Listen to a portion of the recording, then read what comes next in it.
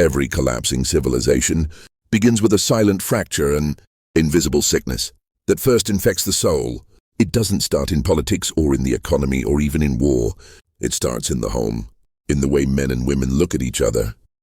It begins when women no longer respect the men around them, and men no longer inspire the kind of reverence that once made a woman feel protected, desired, and alive. The death of a society begins not with bombs, but with boredom. The slow suffocation of meaning in the everyday rituals between man and woman. When a society begins to decay, female behavior becomes its most accurate mirror.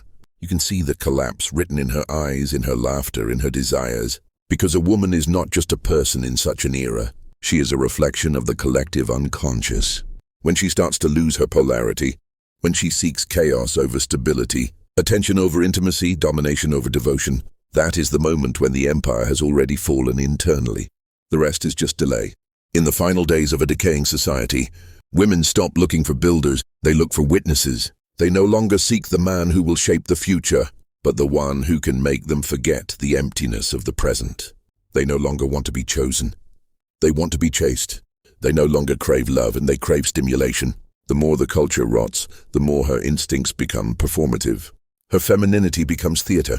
Her sensuality becomes a commodity, and her empathy becomes a mask. In these final days, seduction replaces sincerity. Relationships turn transactional.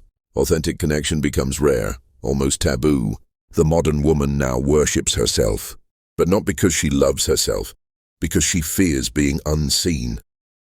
The gods she serves are algorithms, trends, and fleeting approval. Her temple is the mirror, and the man who still seeks purity in her eyes finds nothing but reflections of pain disguised as confidence. This is the twilight of intimacy, where men chase meaning and women chase attention, and both end up emptier than before. The decay of society is the decay of polarity, and in this chaos, one truth becomes painfully clear. Female behavior is not the cause of the collapse, but the evidence of it. Part 1. The Age of the Mask. In a healthy society, the female instinct is directed inward, toward creation, family, connection, and the preservation of life. But in a decaying one, that instinct turns outward into performance. The mask replaces the face. The body becomes a billboard. The gaze becomes currency. Every gesture becomes a negotiation. When culture loses its sacred center, women no longer act. They perform. And this performance is not art. It's survival. She learns to manipulate the male gaze, not because she wants to destroy men, but because it's the only form of power left to her. The empire no longer rewards genuine femininity. It rewards spectacle. It rewards the woman who can sell her image better than she can offer her loyalty. The strong, independent woman becomes the new idol, not because she's strong, but because she's profitable. The system no longer needs mothers, it needs consumers. And so the archetype of the nurturing woman dies, replaced by the influencer, the model, the symbol of unattainable validation.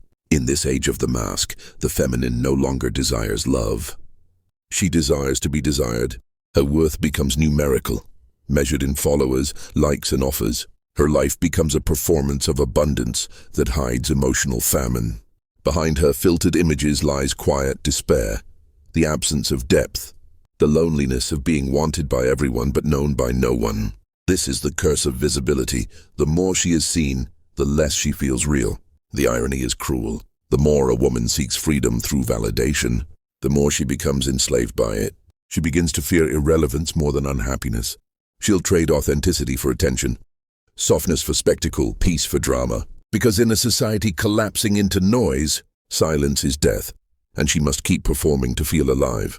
Men watch this transformation with confusion and bitterness. They see her detachment and call it arrogance. They see her independence and mistake it for confidence. But what they fail to see is that she too is collapsing. Her mask is not protection, and it's a wound. Behind every cold stare is a memory of a man who failed to lead. Behind every boast of self-sufficiency is an echo of betrayal. She has armored herself not out of strength, but out of exhaustion. She no longer trusts love because she has watched love turn into leverage. Part 2. The Death of Devotion. The most terrifying sign of a decaying society is not war or corruption. It is the death of devotion. Once upon a time, women admired men not for their wealth or status, but for their capacity to carry burden with dignity. A man's value was not how much he owned, but how much he could endure. And a woman's love was a sacred recognition of that endurance. She gave herself not to the highest bidder, but to the man who could protect her soul.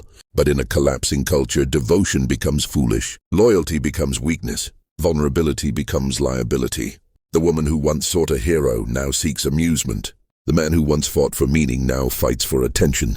And so both abandon the sacred.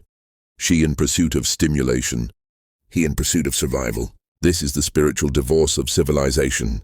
The feminine once saw herself as the muse, the source of inspiration for the man's greatness. But now she sees herself as the prize, detached from any purpose beyond self-display. She no longer inspires as she competes, and competition is the death of attraction. The more she tries to mirror the masculine, the more she loses the magnetic polarity that once bound her to him. In the final days, her devotion turns to the self. Every relationship becomes conditional. Every interaction is a transaction. She gives only to receive. She loves only when it benefits her image. And yet beneath this armor of independence, her spirit aches. She longs for the ancient rhythm, for a man strong enough to silence her chaos without breaking her spirit. But such men are rare because society has broken them first. The masculine energy has been shamed, domesticated, and diluted, turned into service rather than strength. And when the masculine dies, the feminine loses her polarity. Without devotion, both genders drift into nihilism. Look closely and you'll see it everywhere.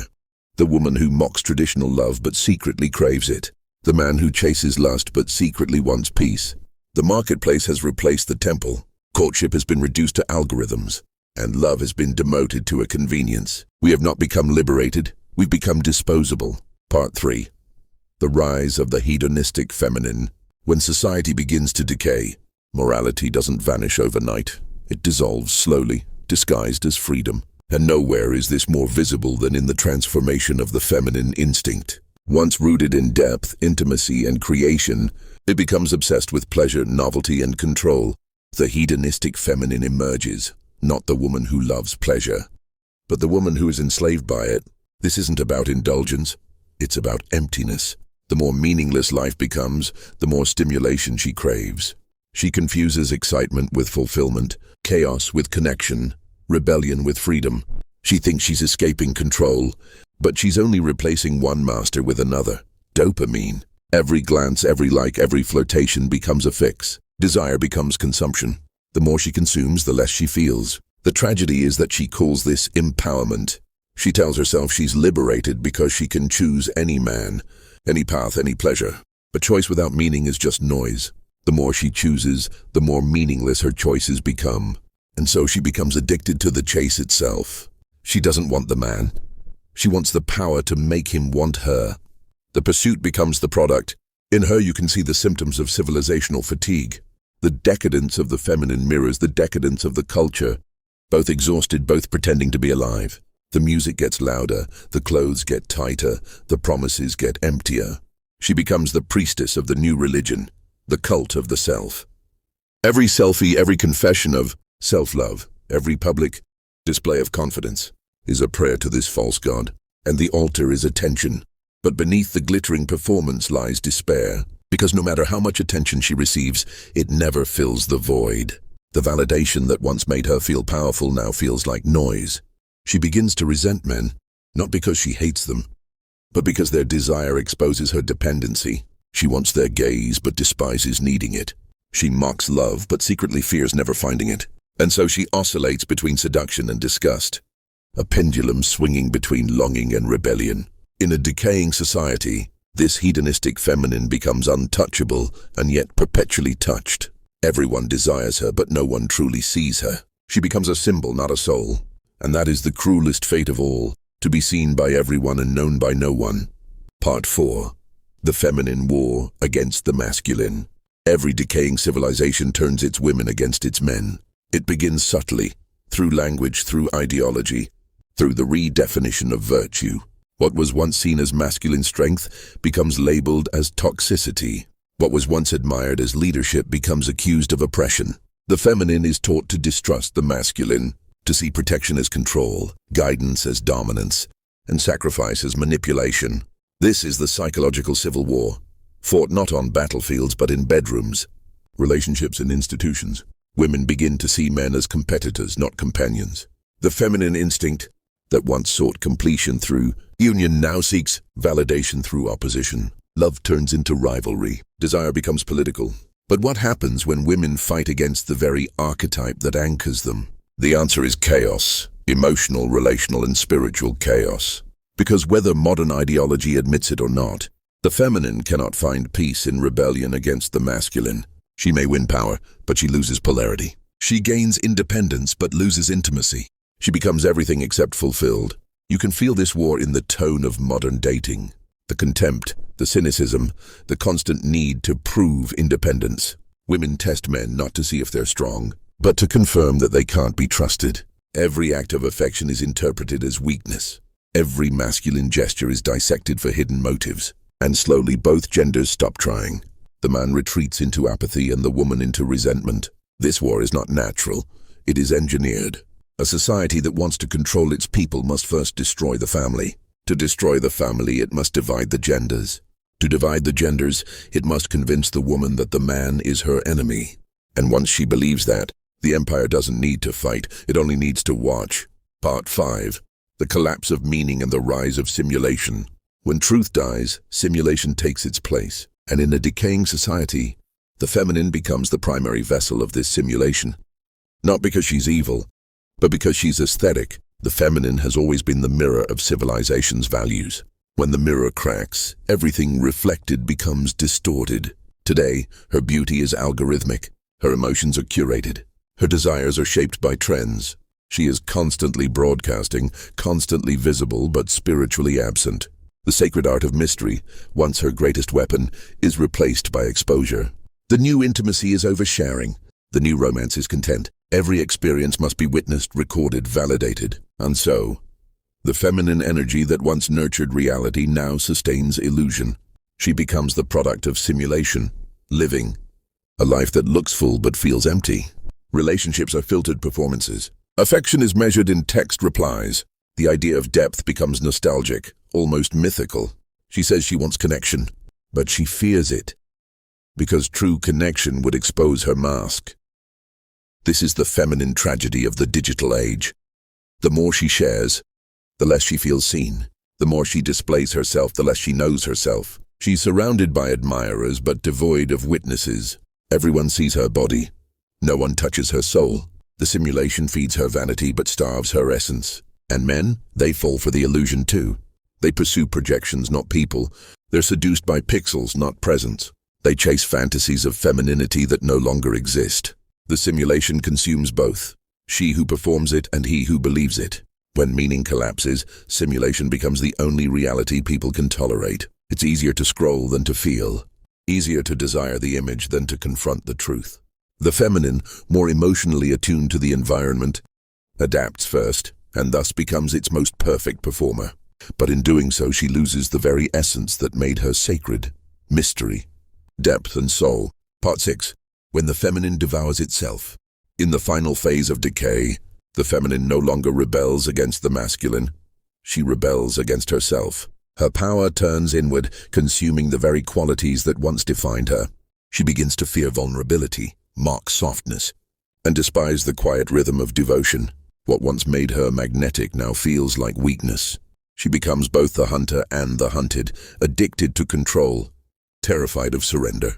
This is the paradox of the modern woman. She wants to feel desired but fears dependency. She wants love but worships detachment. She plays with fire but avoids warmth.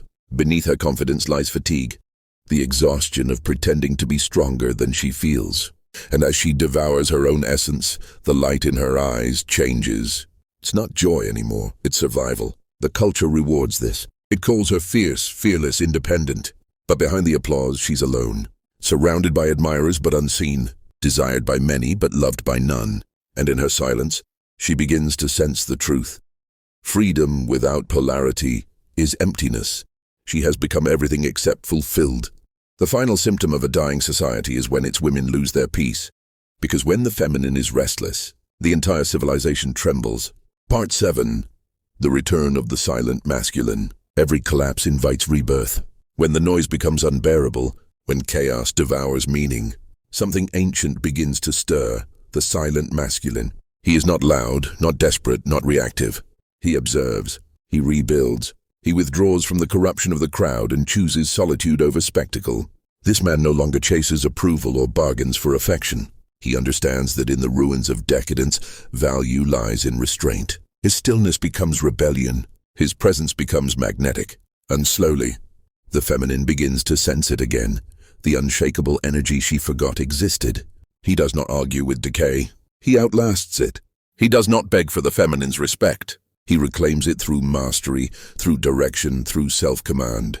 In his silence, she feels something unfamiliar, safety. And for the first time in years, she softens. The rebirth of society begins not with systems, but with souls. When men become grounded again, the feminine finds her reflection. And in that reflection, both rediscover what they had lost: reverence. The last light before renewal. Every civilization burns twice. First in decadence, then in awakening. The decay we see today is not the end, but the purging. The feminine chaos is not a curse. It's the signal that the old order has died. The question is not whether women have changed, but whether men will rise to meet them again, not as saviors, but as sovereigns. The feminine will always follow strength, not domination, but presence, the quiet authority of a man who knows who he is. When that returns, the balance returns. Until then, society will remain trapped in noise, seduction, and simulation. But for those who see beyond the illusions, for the men who can stand still while the world burns, the future already belongs to them, because when the false gods of pleasure collapse, meaning will rise again, and from the ashes of the decaying society, both man and woman will remember what they were made for. Not chaos, not control, but creation.